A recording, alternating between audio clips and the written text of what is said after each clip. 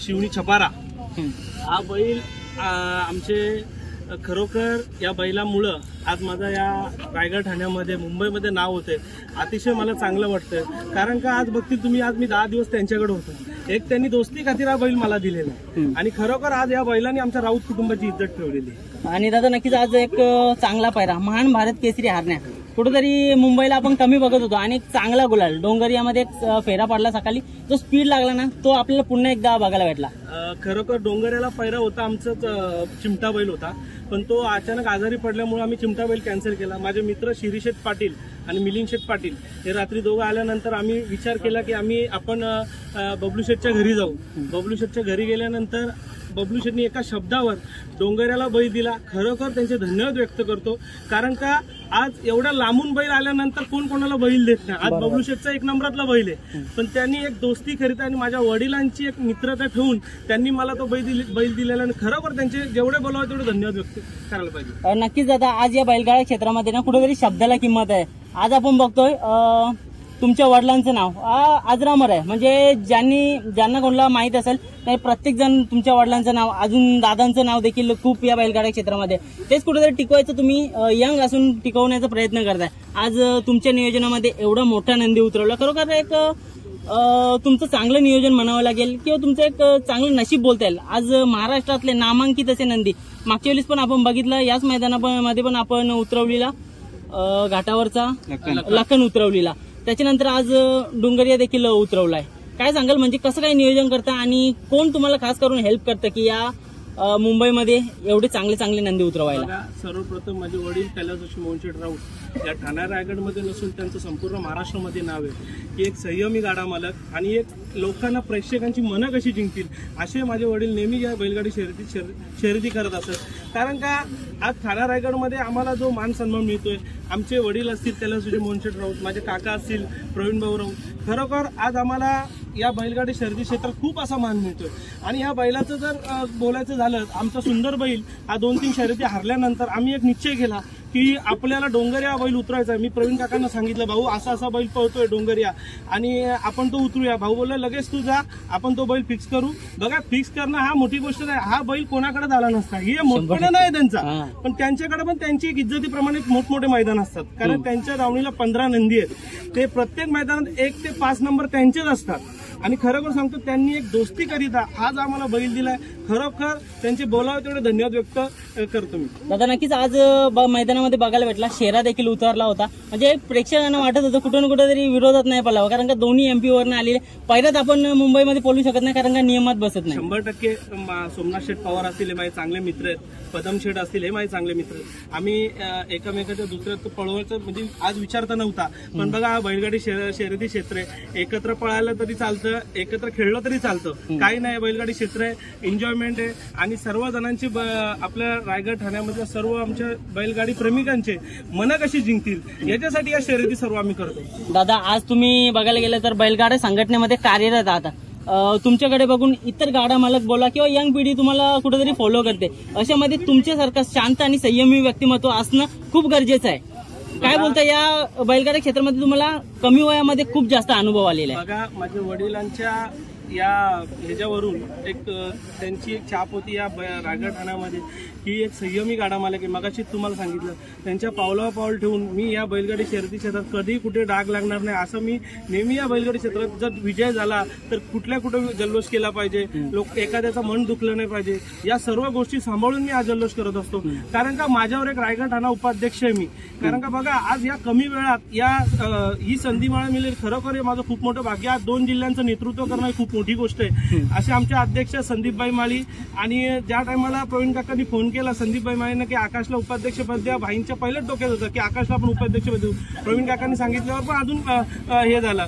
तर खरोखर मी रायगड ठाण्याच्या वतीने खरोखर मी सांगतो, ज्यापर्यंत या बैलगाडी संघटनेमध्ये रायगड ठाण्याचा मी उपाध्यक्ष आहे तोपर्यंत या बैलगाडी क्षेत्राला माझ्याकडून कधी डाग लागणार नाही. दादा बघा, तुमच्याकडे बघून सगळी जण आज चालणारी आहेत, मग अशाने बघा तुम्ही अगोदरचा पण काल बघितलाय, आताचा पण काल बघताय.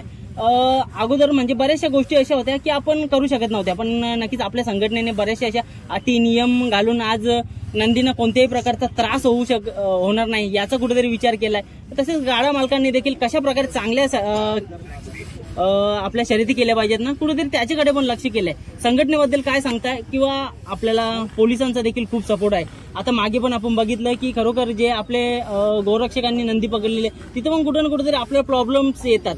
अशा वेळी पण खूप सारी हेल्प केली जाते संघटनेच्या वतीने. तसं आज आपण बघतो आपल्या मागे पोलीस कर्मचारी देखील असतात, त्यांचा पण खूप सारा सपोर्ट असतो. बघा, ज्या टायमाला पहिले गोमाताचा विषय घेतो, गाय आपली माता आहे, कारण तिचं आपण दूध पितो. बरोबर. कारण का ज्या टायमाला खालापूर इथे अशी प्रसंग घडल्यानंतर आमचे रायगड ठाण्याचे अध्यक्ष संदीपबाई माळी, मी असेल, अजून आमचे जेवढे पदाधिकारी असतील आणि संपूर्ण रायगड ठाण्याची सुद्धा पब्लिक असेल तिथं जमलेली होती.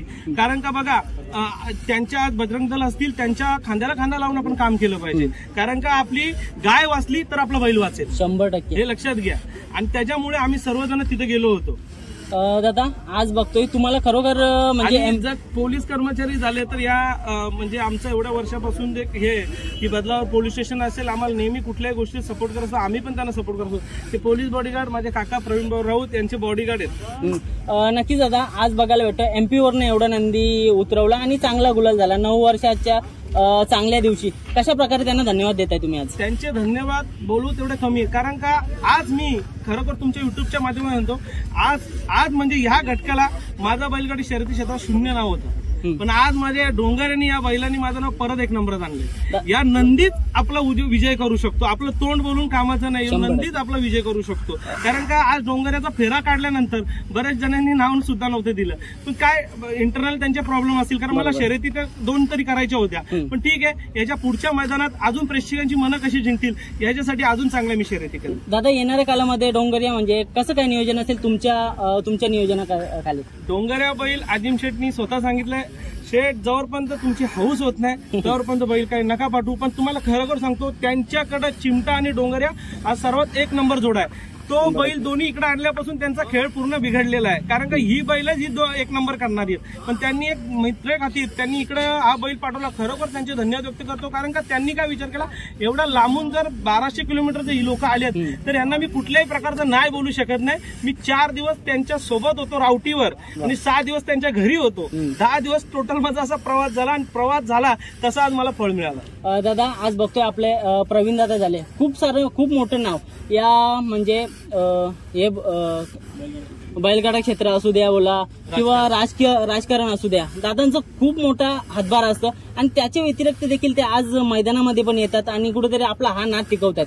शिकणार काय त्यांच्याकडनं? बघा, त्यांचे आज आमच्या राऊत कुटुंबामधले मेन ते खांब आहेत. कारण का माझे वडील गेल्यानंतर आज राऊत कुटुंबाला जे सांभाळलं आणि जे आम्हाला एखाद्या चिलापिल्यासारखं जे आपल्या म्हणजे ह्याच्यामध्ये घेतलं, तसे आमचे प्रवीण काका आहेत. आमच्या नेहमी काय गोष्टी असतील ते आम्हाला नेहमी पोटात घालत असतात, पण जिथं चुकेल तिथं चुकेलच.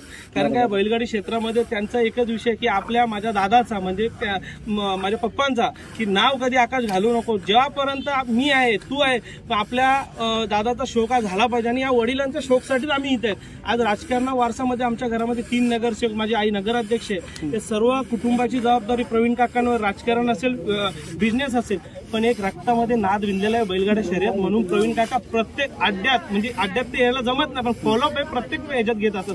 पण ज्या दिवशी त्यांना वेळ मिळतो ते आवर्जून मैदानात येतात. दादा, जास्त वेळ नाही घेणार, जातात विचारेन की बघा, या बैलगाडा क्षेत्रामध्ये कुठेतरी दोस्ती ठेवली पाहिजे. आता मागे पण आपली आणि राहुलबाईंची एक चांगली मैत्रीपूर्ण लढत झाली. दादांनी पण तुमच्या वडिलांचं नाव घेतलं किंवा तुमची चांगली मैत्री आहे. या बैलगाडा क्षेत्रामध्ये मैत्रीपूर्ण लढती होणं कुठेतरी गरजेचं आहे. बघा, राहुल पाटील हे माझे मित्र आहेत. मी तुम्हाला त्या दिवशी पण सुद्धा सांगितलं, ते सुद्धा बोलले की आकाश राऊत माझा मित्र आहे पहिला बैलगाडी क्षेत्रातला.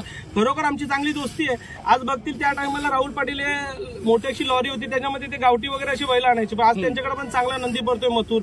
आज त्या टायमापासून माझी दोस्ती आहे. आजही पण काही गोष्टीमुळे कोणामध्ये दुजाभाव होतो, पण ठीक आहे, आज ना उद्या ह्या गोष्टी त्यांना पण मिसअंडरस्टँडिंग झाली, मला पण झाली. आज ना उद्या क्लिअर होईल 100%. आणि पण माझं एक सांगणं, राहुल पाटील असेल, मी असेल, आमच्यात काही वाद नाहीये, पण हे जे फॅन्स लोक जी कमेंट्स करतात ही कमेंट चुकीची आहे. बघा, राहुल पाटील आणि आमच्यात काही वादच नाही, आज ना उद्या आम्ही एकत्र राहू, पण तुम्ही फॅन्स लोकांनी एकत्र आणलं पाहिजे. तुम्ही जी कमेंट्स करतात ही कमेंट्स कुठेतरी चुकीची आहे, एखाद्याच्या आयुष्याला भवणारी कमेंट हे लक्षात घ्या. नक्कीच दादा, जाता आता आम्हा युट्यूबरांबद्दल एक शब्द आम्ही म्हणजे दादा कशा प्रकारे केलं पाहिजे? आता संघटनेच्या अंतर्गत आम्ही जे काम करतोय खरोखर चांगलं आहे का? नक्की कशा प्रकारे आम्ही सुधारणा केली पाहिजे? सर्वात पहिले या बैलगाडी क्षेत्रात आम्ही किती लाखोचे नंदी आणू ते, किती मोठे नंदी आणू ते, आम्हाला काही वेळू नाही, पण तुमच्यासारखे युट्यूबर जे आहेत या देशभर या नंदीला पोहोचवण्याचं काम तुम्ही केलेलं आहे. कारण का आकाश राऊतचा काशी होता तो फेमस, आज डोंगऱ्या झाला, मथुर झाला, सोन्या झाला, भुंगा झाला, ही मोठमोठे नंदी या युट्यूबच्या माध्यमातून फेमस होतात.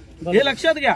कारण का एकमेव कारण तुम्ही आहेत, तुमच्यामुळे नंदी फेमस आहेत. आणि खरोखर तुम्ही अशी नेहमी बाईट टाकताना कुठेही वादग्रस्त कोणाशी भावनाने दुखवल्या पाहिजे अशी बाईट टाकत जा. कुठे कमेंट्स करत असतील त्या टायमाला तुमची सुद्धा एक कमेंट्स पडली पाहिजे की मित्र असं काही गोष्टी बोलू नको, तुला जर असं काही बोलत असेल तर युट्यूबला आमचे हे पण बघू नको, व्हिडिओ पण बघू नको. हे तुमचं सुद्धा काम आहे. पण ज्या टायमाला बघा कोणी पण युट्यूब आज चालू झाल्यानंतर फॅमिलीतला माणूस बघतो की आमच्या मुलाला या शर्यतीमध्ये काय वावा मिळते आणि काय त्याच्याबद्दल भावना व्यक्त होतात. पण ज्या टायमाला युट्यूब खोलल्यानंतर त्याच्याबद्दल अतिशय वेगळ्या शब्दांच्या शिव्या असतात, या अतिशय चुकीच्या या कमेंटवाल्यामुळे बैलगाडी क्षेत्राला कुठेतरी डाग लागेल.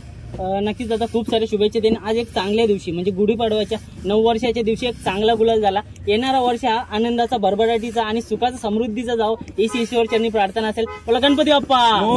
धन्यवाद.